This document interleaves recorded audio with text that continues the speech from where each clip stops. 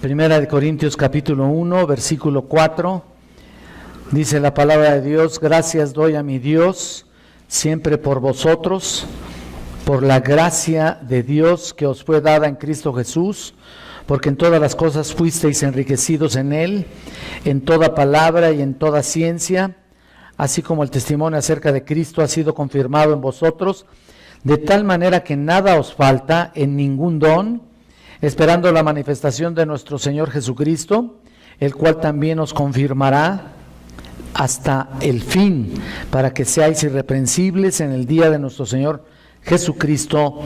Fiel es Dios, por el cual fuisteis llamados a la comunión con su Hijo Jesucristo nuestro Señor. Estamos retomando otra vez 1 Corintios 1, que habíamos ya comenzado y habíamos terminado ya en el versículo 3, y habíamos visto el compromiso de ser llamados santos. Hay un compromiso ahí de cada uno de nosotros que no debemos olvidar nunca. Es parte de nuestro crecimiento, es parte de nuestra vida, es parte de nuestro compromiso, de nuestra relación con Cristo, ¿no es cierto? Es importante entonces tener ese compromiso. Y bueno, desde el 15 de febrero de este año decidimos reanudar esta carta. El 15 de febrero estuvimos hablando de la primera parte y estábamos examinando el significado de ser santos, usando este pasaje como base de nuestro estudio. Desafortunadamente la palabra santo, ¿se acuerdan ustedes que algo les comentaba? Ha cobrado pues realmente entre la sociedad significados y sentidos de que la Biblia no tiene, totalmente diferentes al significado que habla la palabra, las Sagradas Escrituras. Totalmente distinto. Dijimos que a veces la gente usa la palabra santo para referirse a sus santitos, ¿no? O a referirse a diferentes tipos de personas. Un santo tal vez en la mente de algunos, pues bueno, es una persona muy piadosa, ¿no? O tal vez muy santurrona, ¿no? Es la verdad. Y hablamos de eso en la mayoría de los casos. La palabra santo se refiere especialmente o se reserva para alguien, algún individuo que la Iglesia Católica, según ellos, ha canonizado como santo, ¿no? Ellos tienen la autoridad para decirlo. Bueno, ni siquiera ellos están por encima de la palabra, realmente.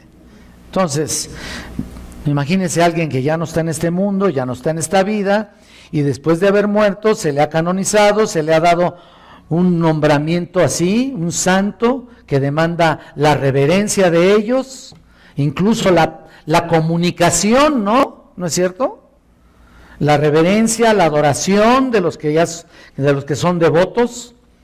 Eso es un santo. Y lo que pasa es de que tal vez todavía hay personas que hablan con sus muertos, una abuela, por ejemplo, un tío, una comadre, un hijo, un papá, etcétera. Eso es lo que la Iglesia Católica les ha impulsado. Yo toda mi vida vi a mi familia, a mis familiares, desde mi papá hasta mis tíos, ahí rezándole a sus muertos, ¿no? Terrible, terrible, qué terrible. Eso es lo que la Iglesia Católica les ha hecho creer a muchos, y vienen a Cristo ahora y pudieran todavía tener o hacer lo mismo. Mira lo que dice Hebreos capítulo 9, versículo 27, sí. Hebreos 9, 27, mira lo que dice. Tú conoces este pasaje. Mira lo que dice: y de la manera que está establecido para los hombres que mueran una sola vez, y después de esto, ¿qué? El juicio, punto. Ya no hay nada que comunicarse absolutamente con ellos. Esta es la regla general, está establecido. ¿Te das cuenta lo que dice? No hay cambios para los que mueren, hayan sido buenos o malos, o hayan sido grandes, hayan hecho grandes obras en este mundo. Es para todos, incluyendo cristianos, por supuesto. Porque la palabra juicio ahí es un término general. Después de esto el juicio, dice, es un término general. Obviamente todos los creyentes estaremos en el tribunal de Cristo, en 1 Corintios 5:10. que es donde dice que estaremos en el tribunal de Cristo, donde seremos galardonados por las obras que hemos hecho en este mundo, pero nada, o sea, nada tiene derecho, o sea, es decir, nada nos podrá juzgar en realidad como una condenación, para nada. Por supuesto que entonces de esa manera nadie tiene derecho a llamar santos a nadie excepto Dios mismo, ¿no es cierto?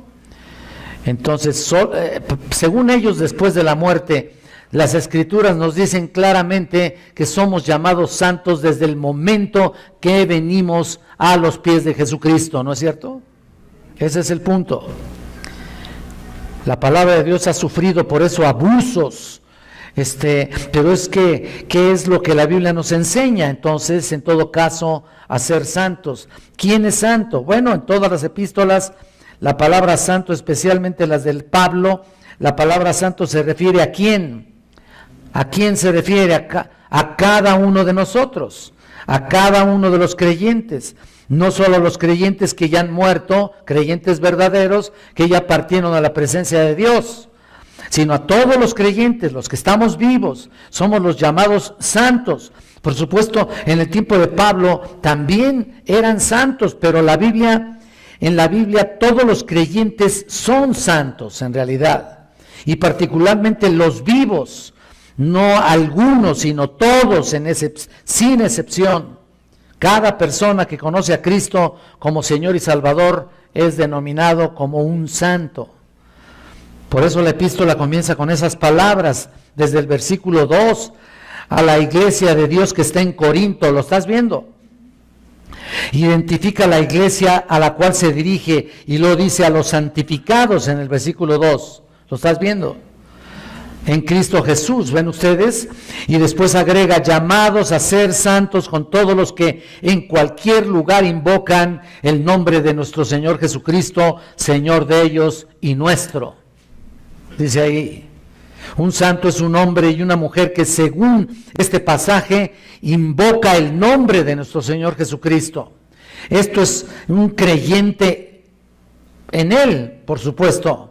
Alguien que ha sido santificado. Y notan ustedes que incluimos en toda la descripción a todos los santos y en todas las épocas del Antiguo y Nuevo Testamento.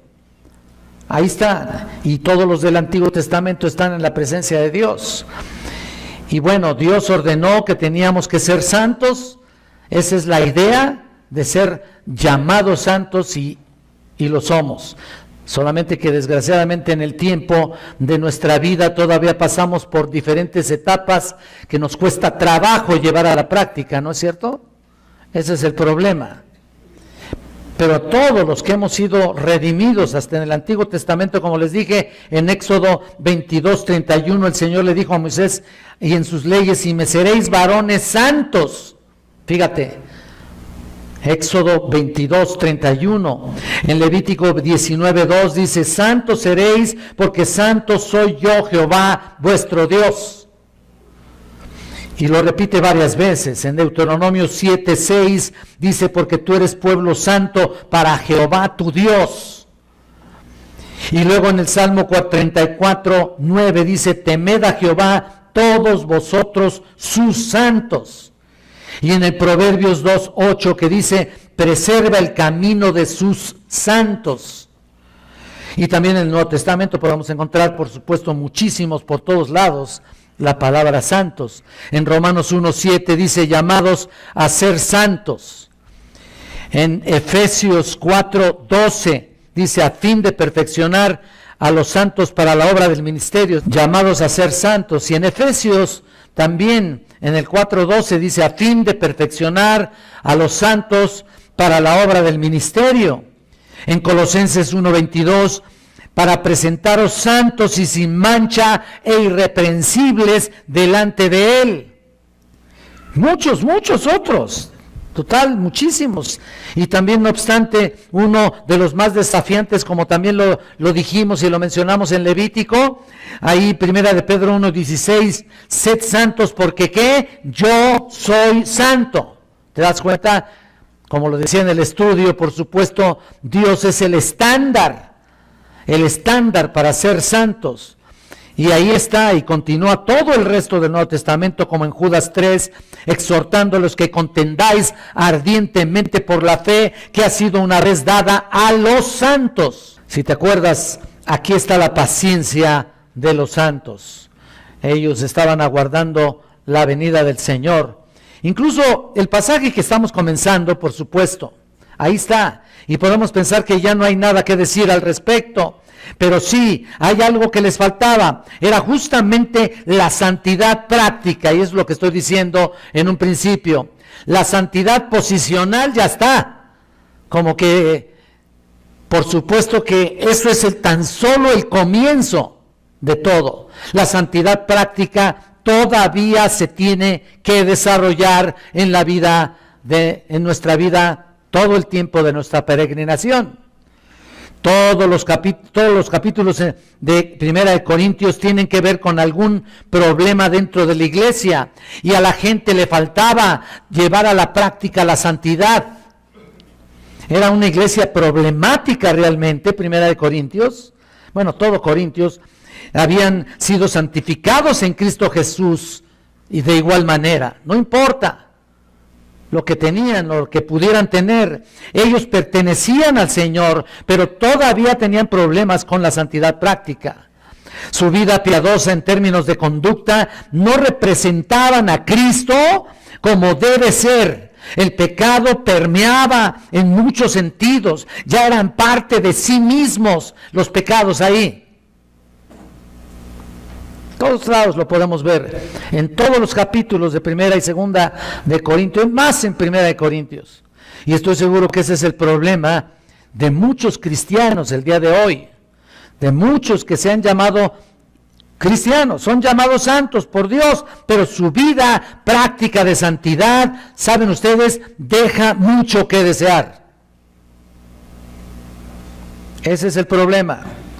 Dijimos que esta santidad posicional, o sea, nuestra identidad espiritual en particular, constituye la base, el fundamento de la exhortación que Pablo hace aquí en el versículo 10 de este capítulo, donde dice: os ruego, hermanos, ¿lo estás viendo ahí? Os ruego pues, hermanos. Y ahí comienza entonces Pablo a exhortarles en base a lo que ya eran de Cristo Jesús, en base a la identidad posicional que ya tenían, ¿no?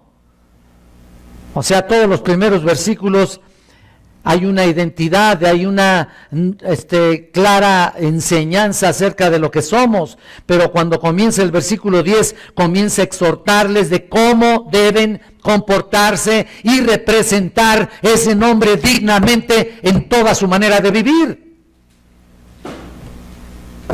Por eso les dice: os ruego, pues, hermanos, por el nombre de nuestro Señor Jesucristo, versículo 10, que habléis todos una misma cosa, que no hay entre vosotros divisiones, sino que estéis perfectamente unidos en una misma mente y en un mismo parecer. ¿Lo están viendo?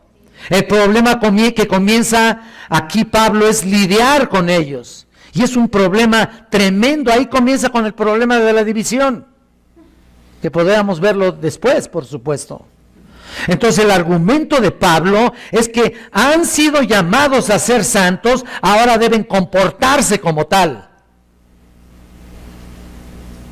Y entre paréntesis, este es el principio que se subraya constantemente aquí, que se enfatiza en todo el Nuevo Testamento. Realmente nuestra conducta siempre es el resultado de nuestra posición como creyentes.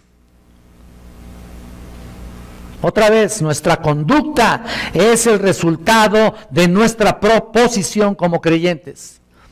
Si no reconocemos ese llamado, entonces nuestra conducta será como la de todos los demás, ¿no es cierto?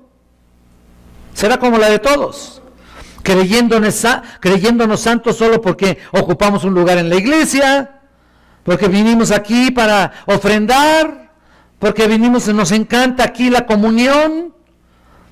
Pues sí, pero sin compromiso, ¿no? La santidad práctica es la base de todo, mis hermanos. Si eso no se lleva a cabo, entonces, ¿qué se va a llevar a cabo? ¿Escuchar la palabra nada más? ¿Para qué? Mejor no la escuches, ¿no? Tiene que llevarse a cabo una santidad práctica que sea notoria a los ojos de todo el mundo, comenzando por tu propia familia, ¿no es cierto? Eso, si no es así, esa no es la iglesia que Cristo estableció. Ciertamente todavía Dios no ha terminado con nosotros, ¿no? Y tú puedes mencionar Filipenses capítulo 1, 16, ¿te acuerdas? El que comenzó en vosotros la buena obra, la ha de perfeccionar, ¿hasta cuándo? Hasta el día de Jesucristo. Y tú vas a decir, ahí está, todavía no acaba conmigo. Correcto, perfecto, pero tampoco nos podemos justificar y tomar ese pasaje solamente como una justificación personal. Ahí está la promesa. Mira, ahí está, no soy perfecto, claro que no. Pero que por ti no quede. Ese es el punto principal. No es excusa para seguir haciendo lo que nos plazca. Los filipenses eran maduros prácticamente en la fe. Y sabían todo eso, y sin embargo Pablo les habla fuerte en el capítulo 2. Miren, acompáñenme por favor. Filipenses capítulo 2, de cómo llevar esa santidad práctica. Vean, capítulo 2, versículo 12. Por tanto, amados míos, como siempre habéis obedecido, no como en mi presencia solamente, escucha, sino mucho más ahora en mi ausencia, ocupaos en vuestra salvación con temor y temblor. Entonces Pablo les llama a vivir una vida, una conducta santa de acuerdo a lo que dicen ser, a la luz de lo que Dios ya había prometido, a la luz de lo que Dios había garantizado, a la luz de su revelación, pero por supuesto a la luz y en el entendido de que vas realmente a obedecer.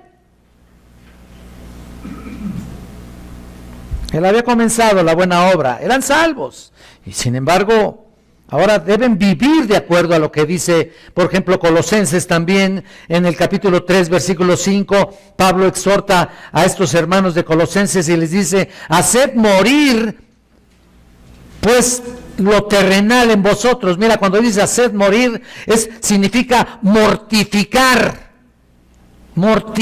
la carne. Obviamente no la vamos a hacer morir, sino morimos, ¿verdad?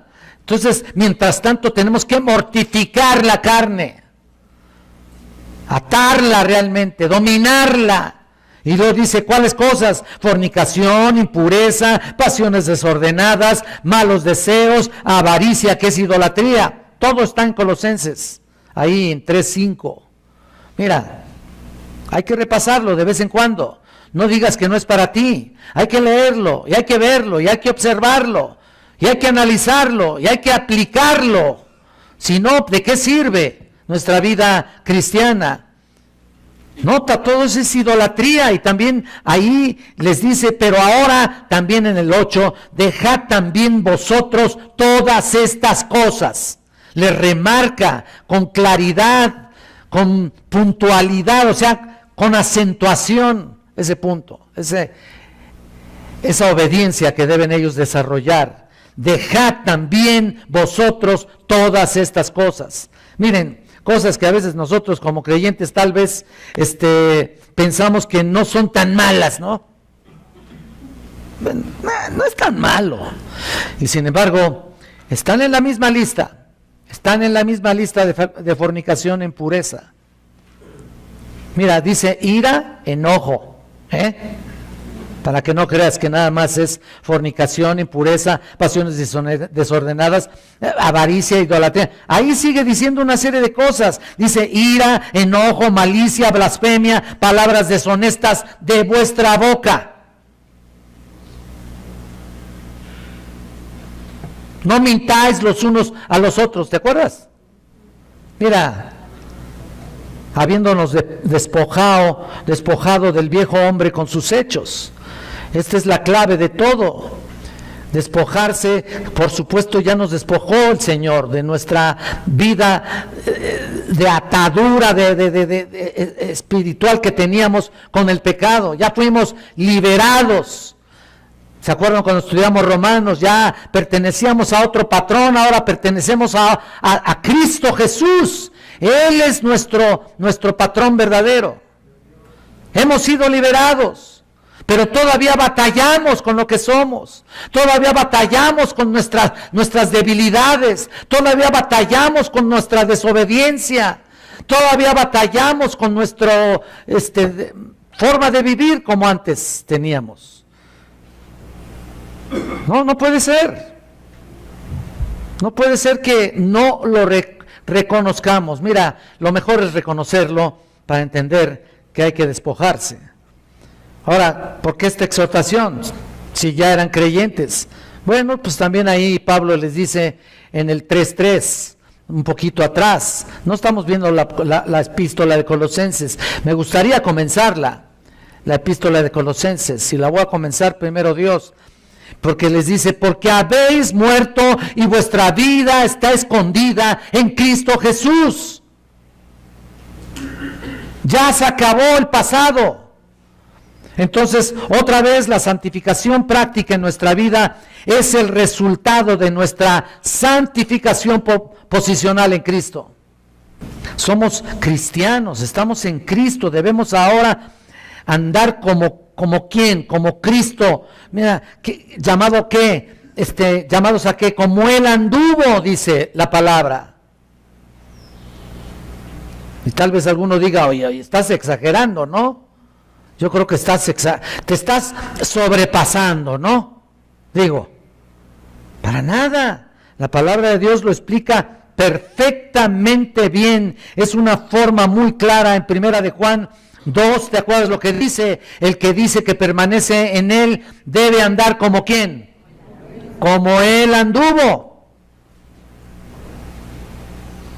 Ay, qué difícil. Claro que sí. ¿Qué creías? ¿Que era muy fácil? ¿Qué pensabas? ¿Que ya inmediatamente? No. Aquí hay un sacrificio personal tuyo. No, o sea, no vamos de ninguna manera a sustituir el sacrificio de Jesucristo, por supuesto que no. Pero el cristiano se esfuerza. El cristiano va para adelante. El cristiano empuja para adelante. Camina en Cristo a pesar de lo que esté sucediendo en su vida. No importa lo que esté sucediendo. Se abre paso entre esta maleza tan espesa de pecado. Debemos andar como Él anduvo. Y que la gente reconozca en tu vida cristiana, en tu conducta personal, que tú eres una persona distinta a todos los demás. No solamente una identidad y ya, un título ahí, una etiqueta, no. Es un estilo de vida. Un cristiano debe andar como Él anduvo. ¿Y cómo anduvo Cristo? Piénsale. Ahora, ¿cuáles son las bendiciones de ser llamados santos? Y nos vamos a detener ahí en particular contestando esa pregunta. Tal vez estemos viéndola un rato al respecto en los versículos del 4 al 9 aquí de 1 de Corintios. Capítulo 1 responde realmente esa pregunta. Pablo continúa estableciendo este fundamento de la santidad en Cristo y lo que significa ser santos. Aquí nos da Pablo también varias cosas importantes. Vamos a ver que existen 3 dimensiones, pudiéramos llamar así, o aspectos de las bendiciones de ser llamados santos. Número 1, bendiciones pasadas, bendiciones presentes y bendiciones futuras. Muy simple, muy sencillo, nada más. Y aquí tal vez nada más veamos el día de hoy las bendiciones pasadas. La primera bendición es que Pablo subraya aquí entre los beneficios o las bendiciones con mayúscula pasadas, o sea, las bendiciones pasadas con mayúscula que se encuentran en el versículo 4 y en el versículo 6. Vamos a leerlo. Mira lo que dice aquí: gracias doy a mi Dios siempre por vosotros, por la gracia de Dios que os fue dada en Cristo Jesús. Y mira el versículo 6, así como el testimonio acerca de Cristo os ha sido confirmado en vosotros. Pablo entonces le recuerda aquí las bendiciones de ser santos. Y esta bendición pasada es por gracia. Y quizá aquí nos detengamos un buen tiempo. Por gracia. Mira, cuando hablamos de gracia, por gracia no podemos dar ahí un embarrón y una explicacioncita ahí. Tenemos que explicarlo lo mejor posible. Esto es por gracia. La bendición de ser santo es por gracia. La primera bendición es esa, la gracia de Dios manifestada en la salvación. Esa es la primer bendición para tu vida y para la mía. Ahí está, y Pablo nos dice que la gracia de Dios fue dada en Cristo Jesús. En otras palabras, el ser santo comienza con la gracia de Dios. Lo que acabamos de leer. Con la gracia de Dios en Cristo, en el momento de tu salvación, en el momento de que cuando recibiste a Jesucristo como Señor y Salvador, en el momento que te arrepentiste de tus pecados, en esos momentos fue derramada la gracia en tu vida. Y realmente dice aquí que fue dada, ¿no? Nos fue dada. Y realmente es una palabra muy interesante. En el griego se pudiera decir que es un auristo, indicando una acción completada en un momento en particular, una acción pasada completada en el momento en particular, en el futuro, o puede ser también al revés, una acción completada en el momento en el pasado y completada en el presente, para ti y para mí. Ahí está, por eso es un aoristo, es un punto histórico también. ¿Qué pasó? Esta gracia te fue dada antes de los tiempos de los siglos. Y como hablábamos de la elección también, ¿no?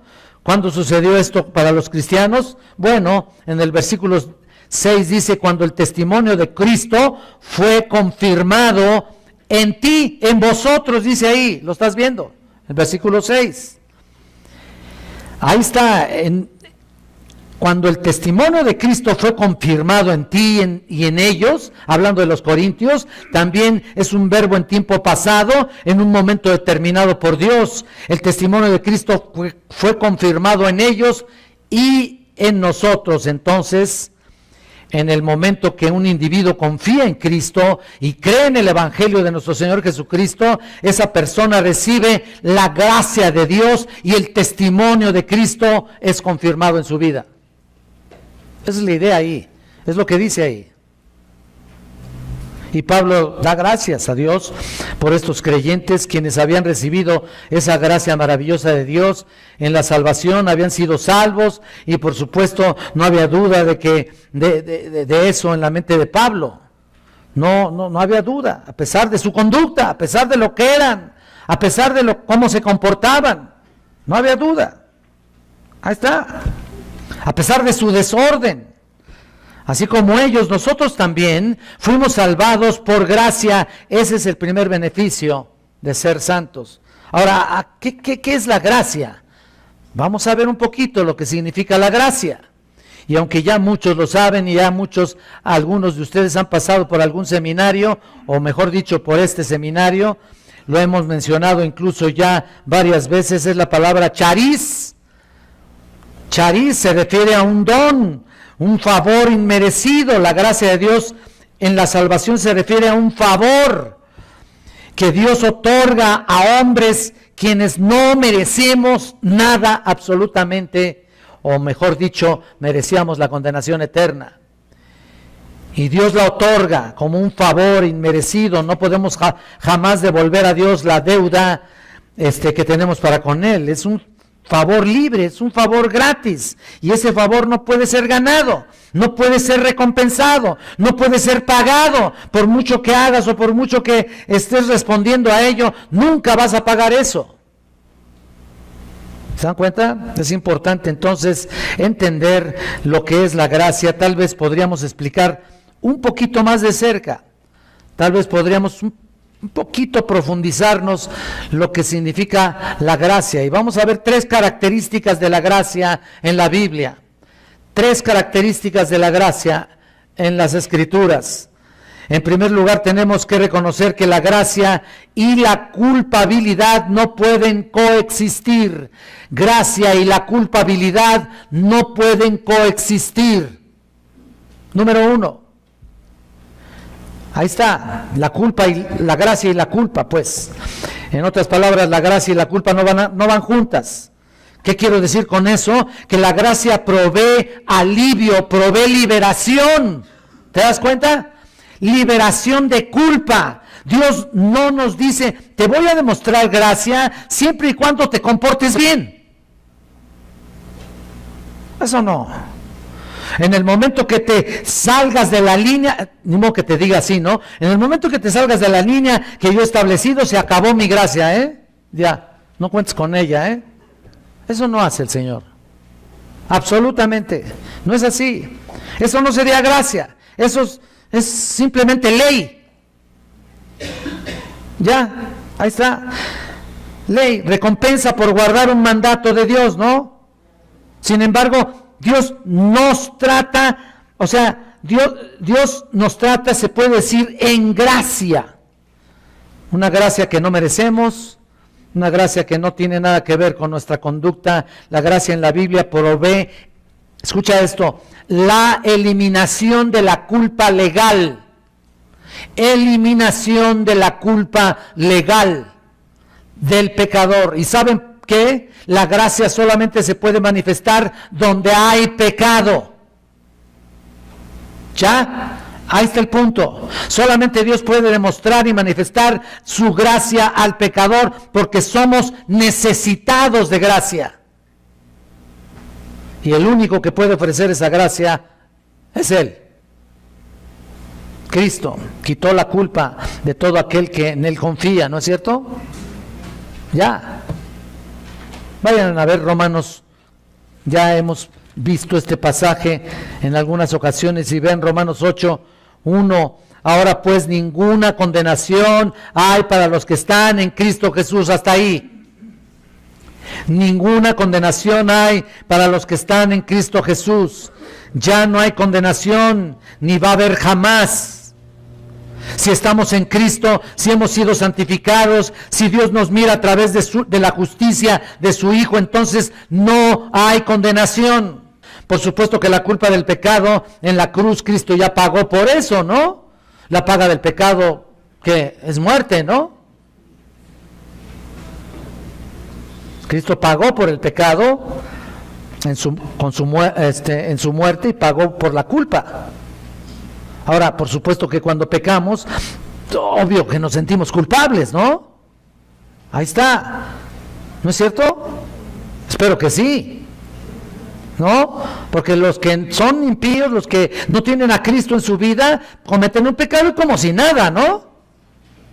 Pero tú no, tú cometes un pecado y te sientes horrible. Espero que sí. Hay un sentido de culpabilidad. Pero tenemos que distinguir entre un sentido de culpabilidad y un sentido de culpa legal. ¿Me explico? Ese es el punto. Una culpa legal es la que teníamos antes de conocer a Cristo. Si tú sigues pecando y no paras, bueno, pues entonces sigues en una culpa legal en la cual nunca has nacido de nuevo, ¿no? Y qué tristeza, qué decepción. Porque ahora lo estás entendiendo. Si tu forma de vida es vivir en una vida constantemente de pecado, mira, entonces todavía vives en la culpabilidad legal. Un estado legal. Y por supuesto va a haber un estado legal de condenación que Cristo estableció en su palabra, en sus mandamientos. Pero si has recibido la gracia, ninguna condenación hay para ti. Y si cometes un pecado, te tienes que sentir de lo peor. Ya no hay ninguna condenación, pero un pecado A veces hasta te sientes culpable, ¿no? A veces hasta te pones a dudar, ¿no? A veces hasta dices, ¿seré cristiano, Señor? Dime. Es mejor que te sientas así. Yo creo que sí. Mira, mejor sentirte así, que estás creyendo que ya la hiciste, ya tú no pecas, mira, eres un dechado de pureza. Porque hay gente todavía, iglesias y líderes por ahí que piensan que ya los cristianos ya no pecan. ¿No? Pues ya que se vayan al cielo, ¿no? ¿Qué están haciendo aquí, no? Entonces hay que borrar ahí Romanos capítulo 7, ¿no? No puede ser. Todavía se resiste nuestra carne, ¿no es cierto? Esa culpa, pero sin embargo esa culpa fue quitada y fue clavada en la cruz. No debemos nada a Dios en términos de nuestros pecados, porque Cristo pagó por ellos. ¿Y qué pasa cuando pecamos? Ya te dije, no solamente nos sentimos mal, sino que aparte de todo eso, también somos disciplinados de parte del Señor, ¿no es cierto? Ahí está el punto. Todo el capítulo 12 de Hebreos, y tú lo sabes, habla perfectamente de eso, nos enseña todo eso, y lo hace para que nosotros demos fruto apacible de justicia, para que participemos de su santidad, ¿ves? Cuando nos salimos de lo que Dios quiere para nosotros en amor, Él nos va a disciplinar. Porque si somos sus hijos, pues Él disciplina y castiga y azota a todo aquel que recibe por hijo. Así que hay que regresarse, ¿no? Inmediatamente regresas al camino. Gracias a Dios, ¿no? En algunos casos, como en el caso de los Corintios que estábamos estudiando en el capítulo 11, cuando Pablo está corrigiéndolos acerca de la cena del Señor, ¿te acuerdas lo que les dice? Les dice que si no se juzgan a sí mismos, si no se examinan a sí mismos, ni juzgan lo que están haciendo, entonces, ¿qué iba a suceder? Mira, pero dice 1 Corintios 11:31, pero si nos examinásemos a nosotros mismos, no seríamos juzgados. ¿Pero a qué se refiere? ¿A qué tipo de juicio? Dice ahí. Bueno, si tienes el pasaje, vean aquí en el 11, dice en el 11:31, ¿no? Si pues nos examinásemos a nosotros mismos, no seríamos juzgados. Pero mira lo que dice, mas siendo juzgados somos castigados por el Señor. Pero aquí está el propósito, para que no seamos condenados en el mundo, con el mundo. Ese es el punto, ese es el propósito. Ahí lo dice claramente. Dios nunca va a permitir que sus hijos sean condenados en el mundo. No, el mundo ya ha sido condenado porque rechazó al Señor. Ya el mundo ya fue condenado. Sus hijos no van a ser condenados. Claro que somos disciplinados y a veces severamente, ¿eh? En el caso de los corintios, algunos de ellos habían sido, ¿qué? Incluso hasta removidos de esta tierra, ¿no? Unos están enfermos, otros debilitados y otros, ¿qué? Ya no estaban ahí, estaban con el Señor, se fueron a casa. Ya, te voy a sacar de aquí porque representas mi nombre terriblemente, ¿no? Haces una representación de mi nombre terrible. Claro, con justa razón. Noten que la disciplina de Dios en algunos casos es justamente para ser santos. Quienes fueron salvados tienen vida eterna, van al camino al cielo. ¿Con qué propósito? Para que no sean condenados por el mundo. Entonces la gracia no puede existir o coexistir con la culpa. Ese es el primer punto que estábamos viendo. Todos nuestros pecados pasados, como dije, presentes y futuros, fueron perdonados en Cristo. En Cristo la culpa, la paga del pecado ha sido removida para siempre. Qué bueno, ¿no? Qué precioso saber que fuimos justificados, pues por la fe tenemos paz para con Dios por medio de nuestro Señor Jesucristo. Por eso nunca tenemos que venir a Dios como si fuera un padre que estuviera listo para darnos una paliza, ¿no?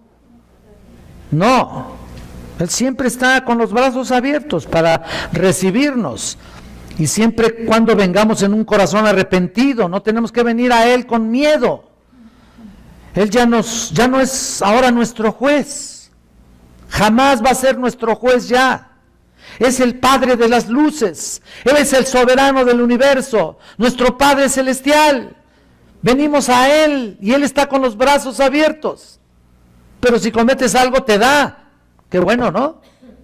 Cometes un pecado y te da. Entonces ya no hay condenación para los que están en Cristo. La culpa y la gracia no pueden coexistir. En segundo lugar, la gracia no puede coexistir con la obligación humana. La gracia no puede coexistir con la obligación humana. ¿Qué es lo que estamos queriendo decir? Que la gracia es imposible de pagar. Ya les dije algo, nadie puede pagarle a Dios por su gracia. La gracia de Dios es un don, un regalo, un préstamo. No es un préstamo, es un regalo. Te lo dio, no te lo va a quitar, no te lo deja un tiempo. Ya dije, ustedes reciben un préstamo en el banco y firman un contrato diciendo que según los requisitos del contrato pues vas a pagar esa deuda. Pero no es así con la gracia.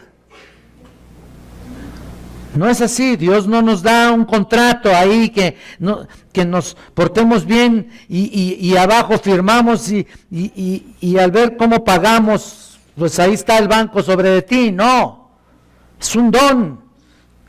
Si fuera porque Dios nos paga por algo que hacemos, entonces ya es trabajo, ¿no? No es así, es un don. Es un regalo. Romanos 4:4 lo recalca y dice, pero al que obra no se le cuenta como salario, el salario como gracia, sino como deuda. ¿Ven?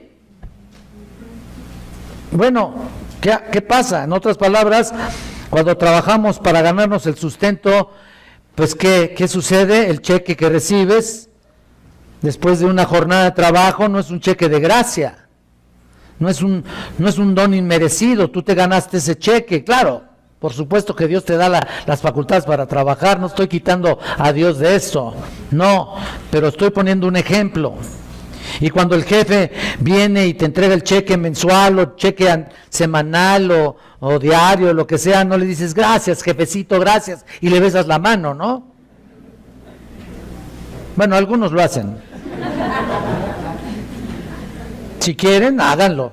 Quién sabe si se lavó las manos, ¿no? No olvídense. Pero no te postras delante de alguien así, ahí para darle. ¿Por qué? No es por gracia, tú te has ganado ese dinero. ¿Te das cuenta? Es lo que dice aquí Pablo, al que obra no se le cuenta el salario como gracia, sino como deuda. Bueno, entonces si nuestra salvación y el ser santo es por pura gracia, ¿qué es lo que le debo a Dios? Bueno, en primer lugar, no le debes nada, pero en un sentido, escucha esto, debo a Dios todo, ¿no?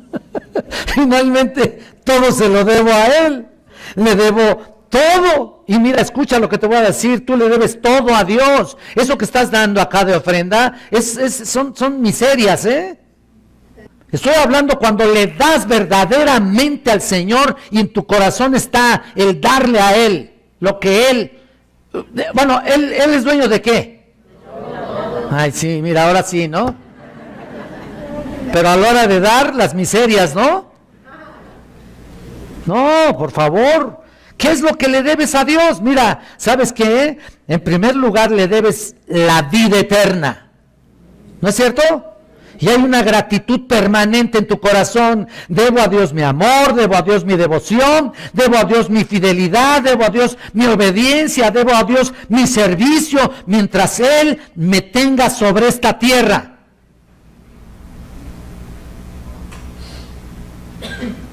Todo se lo debes. ¿Y sabes qué? Nada es tuyo. Finalmente, ¿no? Pero no es que esté pagando por la gracia, ¿eh? No es que esté pagando, que Él me ha demostrado, que me ha dado su salvación y su gracia. Es simplemente el resultado de amar a quien es nuestro Padre Celestial, porque Él nos amó primero. Ahí está. Él nos amó.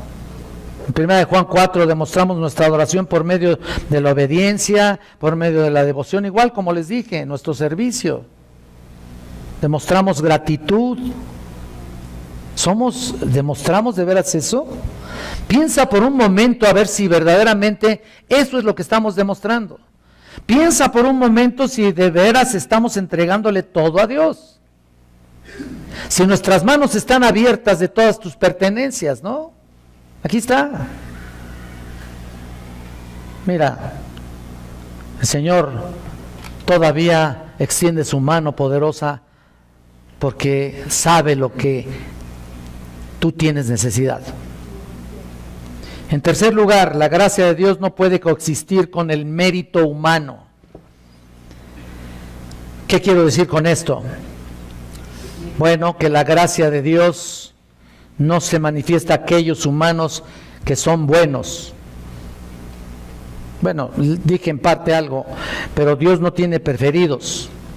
Para que sepas, para que entendamos, Dios no tiene aquellos que Él mira entre la multitud a través de los siglos y dice, ese es bueno, ese chico es bueno, ese es bueno, esos son los míos, a esos los voy a escoger, a esos me voy a manifestar en mi gracia.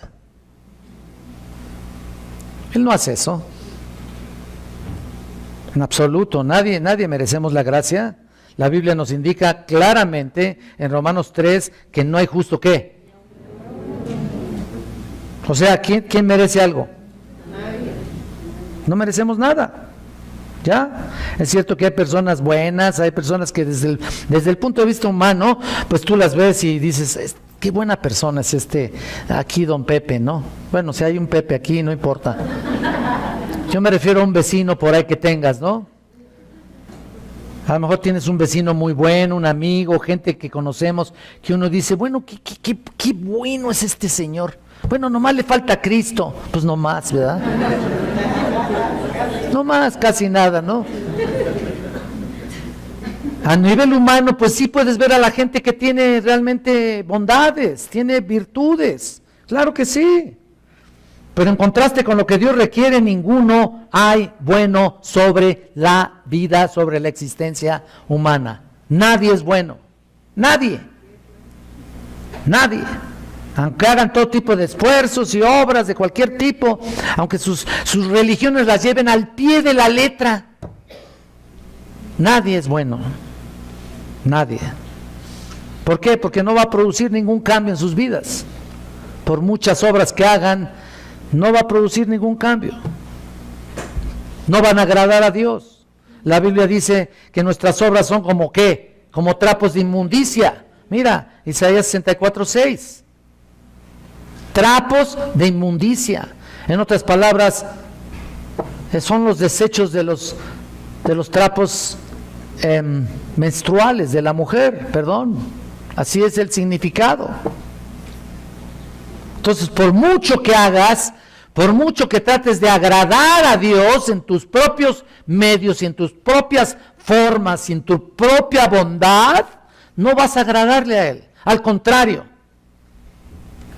no lo digo como cristiano, Por supuesto que nuestras obras ahora tienen un resultado específico y debemos andar en ellas porque fueron preparadas de antemano para que anduviésemos en ellas, dice en Efesios 2:9.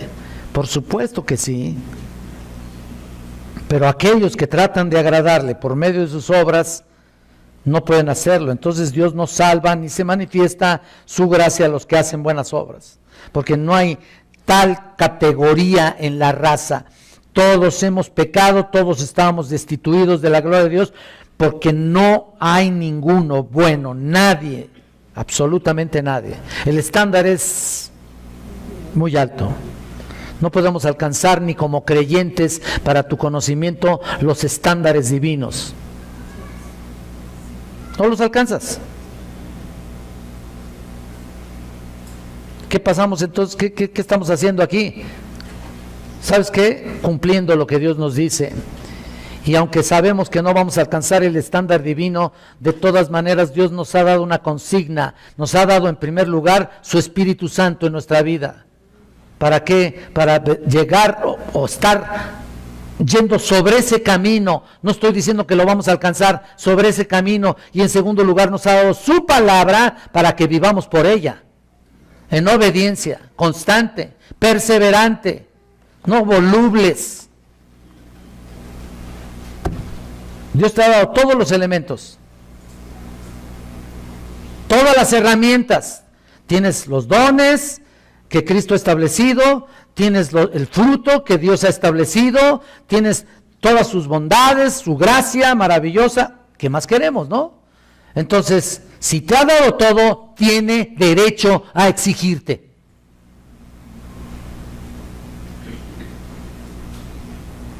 Entonces, hay que hacerlo.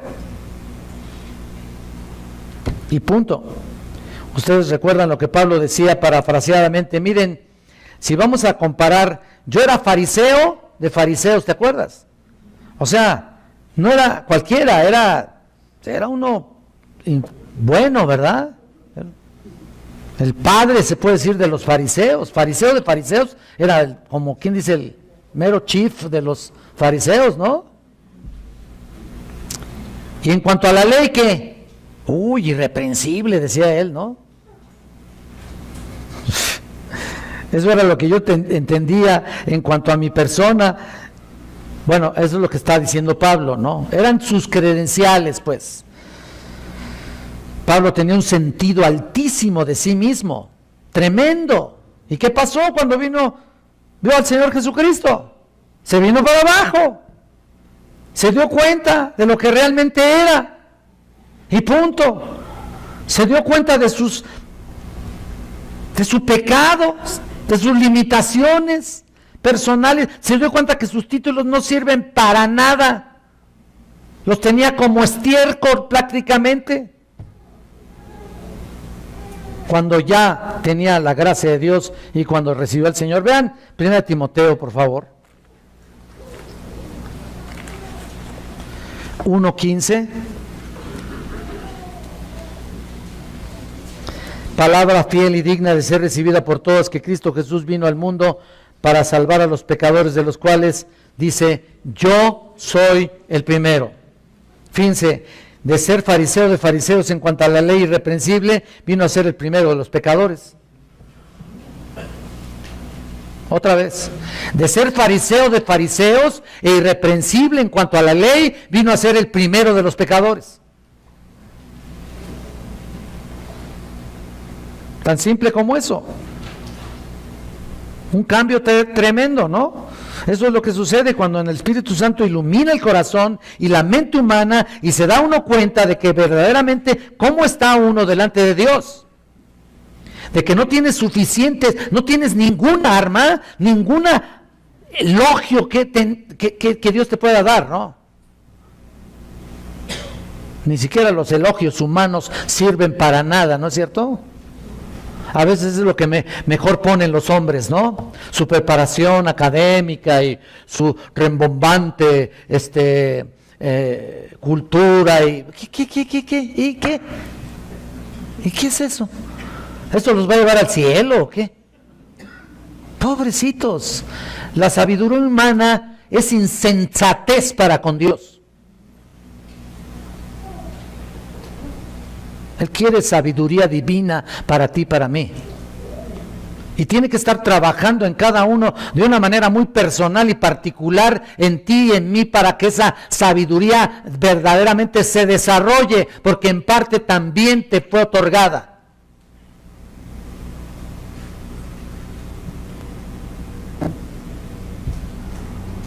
Ahora, ¿por qué demostró Dios su gracia en nosotros? Bueno, en primer lugar, Dios demostró su gracia para que aquellos que la reciban produzcan buenas obras, lo que estamos diciendo.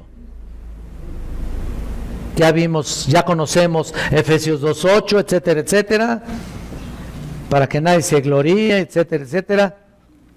Pero también dice que buenas obras, los cuales preparó de antemano para que anduviésemos en ellas. Fíjense que Dios nos salvó con el propósito de que andemos y caminemos en esa línea, en estar constantemente desarrollando precisamente lo que Él te dio. Ni siquiera es cosa tuya, ni siquiera es cosa tuya. No es una habilidad personal las obras para agradar a Dios. No es una capacidad tuya personal particular. Es lo que Dios preparó de antemano para que anduvieses en ellas. Te las puso ahí. En el momento que fuiste salvo, en el momento que yo recibí a Cristo, ahí las puso. Ahora camina en ellas. Pero hay muchos inmóviles todavía, ¿eh? Hay muchos que ni se mueven. Y yo no sé por qué dicen que están en Cristo. Ni se mueven. Y dice, para que anduviésemos. No sé, no estoy seguro si sea la palabra paripateo, pero me parece que sí, ¿no? Porque es precisamente caminas en lo que Dios te ha dado. Fíjate nomás, Dios nos salva con un propósito de andar como Él anduvo. Dios nos salva con el propósito de caminar en sus buenas obras. Dios te salva con el propósito de representar su nombre dignamente en esta tierra y verdaderamente dar a conocer a Cristo a través de tus propios actos, de tu propio comportamiento, de tu propia vida de consagración absoluta. No migajas. Él no pide mucho, pide todo. Y si no es así, entonces piensa solamente por un momento qué es lo que está haciendo contigo el Señor. O mejor dicho, qué es lo que permites que Dios haga en ti. Así que hemos visto la gracia de Dios y para la próxima vamos a estar viendo también el desarrollo de estos versículos. Ya vimos los beneficios en el pasado, que es la gracia de Dios, y la próxima estaremos viendo los otros 3 puntos, la gracia y la culpabilidad. Vimos ya esos puntos, es por repasar un poquito el bosquejo que estábamos viendo, bendiciones pasadas. La próxima veremos las bendiciones presentes y futuras. Espero verlos a todos, por favor. Que Dios les bendiga. Vamos a orar, por favor, y a pedirle a Dios que tengamos realmente convicción absoluta para su gloria. Eterno Dios, te alabamos, te bendecimos, te honramos, Señor. Te pedimos que nuestra vida se caracterice por una vida santa, pura, de verdadera gracia, esa gracia maravillosa que impartiste a nuestros corazones, esa gracia que nos diste para acercarnos a ti, para vivir de acuerdo a tu estándar, para caminar de acuerdo a tus preceptos, para conocer y por supuesto, ser testimonio en este mundo de acuerdo a tu gracia divina, Señor. Gracias, Señor, por tu bondad. Gracias por tu presencia. Que sigamos creciendo en la gracia, en el conocimiento y en la sabiduría que viene solamente de ti. Ahora llévanos con bien y ayúdanos a poner por práctica lo que hemos escuchado, porque te lo pedimos en el nombre glorioso de tu Hijo amado Jesucristo. Amén, Señor. Que Dios les bendiga, hermanos.